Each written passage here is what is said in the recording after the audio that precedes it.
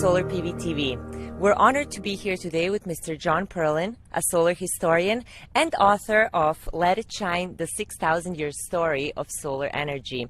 Thank you for joining us, John. You're welcome. In your book, you go into great detail about the use of solar before the 20th century all the way to ancient times.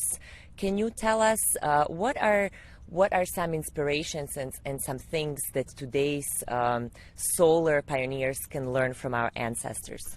Well, they can learn that they're certainly not pioneers.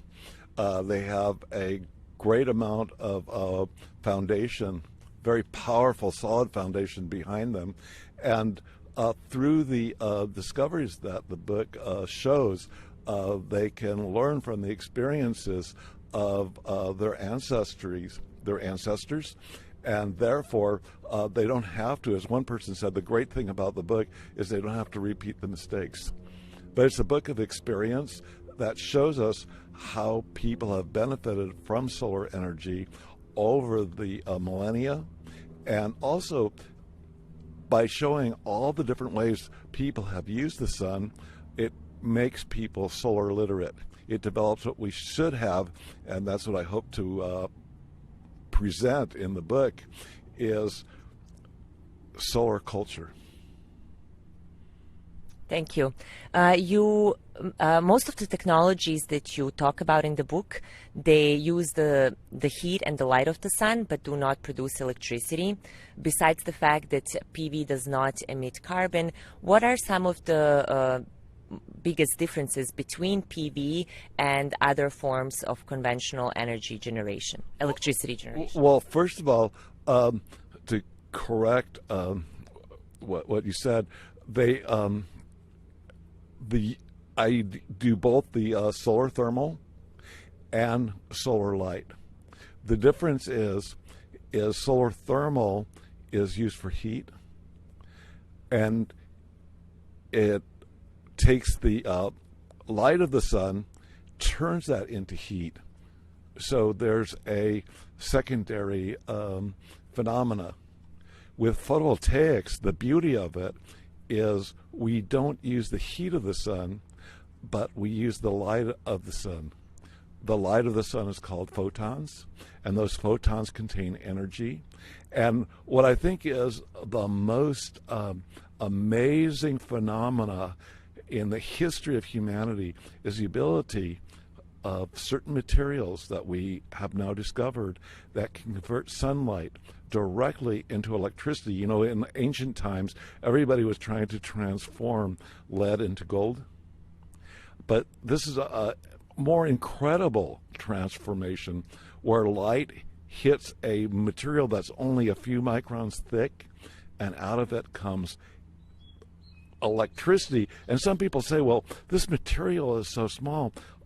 Isn't the electricity weaker than the type of coming from these big macho power plants?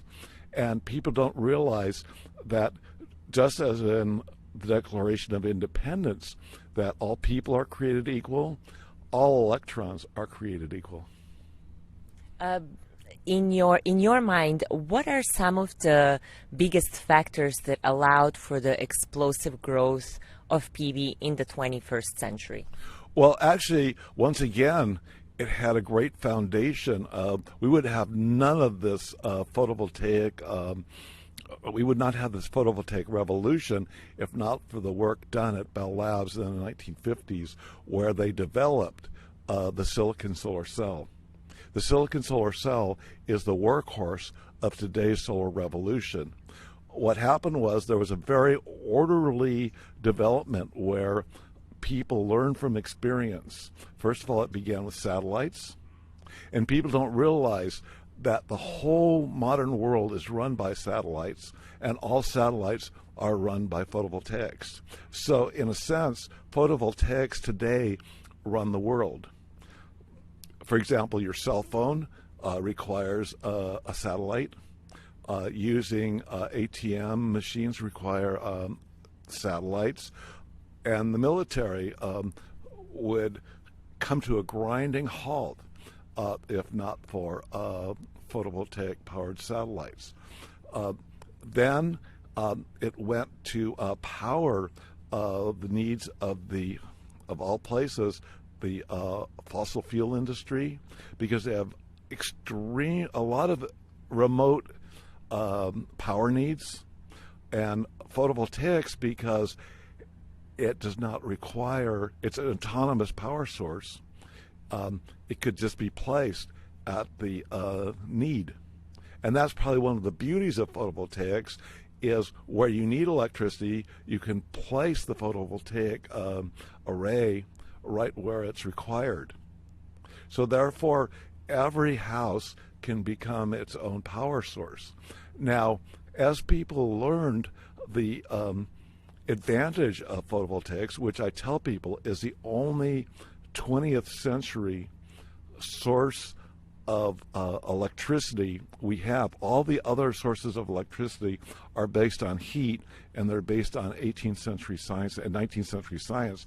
Photovoltaics is based on the discoveries of quantum physics developed by Einstein.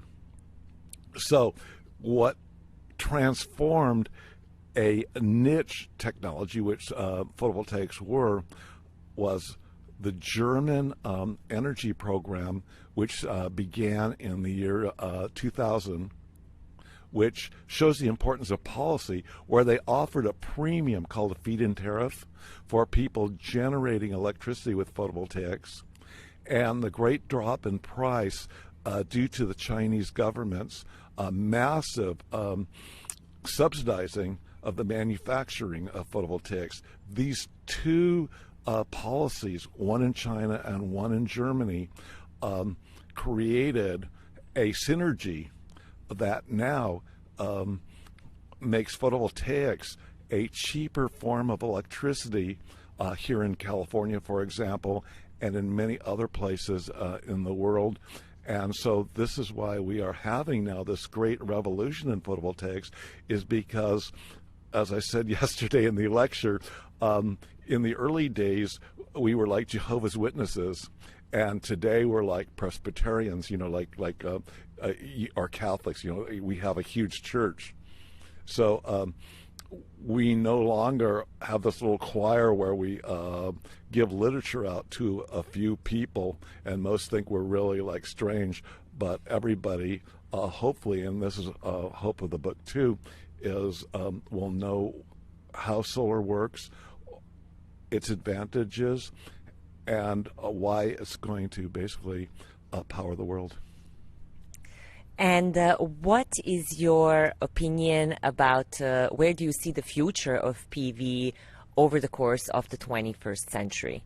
Well, this is the really nice thing about having a historical perspective, because people are like, some people are very frustrated. They're saying it's not growing fast enough.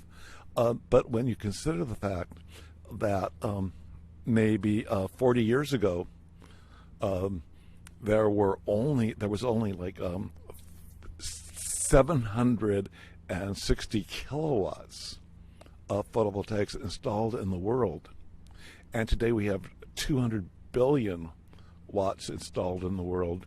You gain this better perspective that we are really going all out. And it's an amazing story for me, because in the book, I just want to correct one thing, is that not only I do talk about the technologies that use the heat of the sun, I also talk in great detail about photovoltaics that use the light of the sun. And so the whole story of photovoltaics began 140 years ago, and now we have universities, we have research people, we have all over the world, investment banks, everybody going into photovoltaics. Who would have dreamed that this would have happened like 15 or 20 years ago?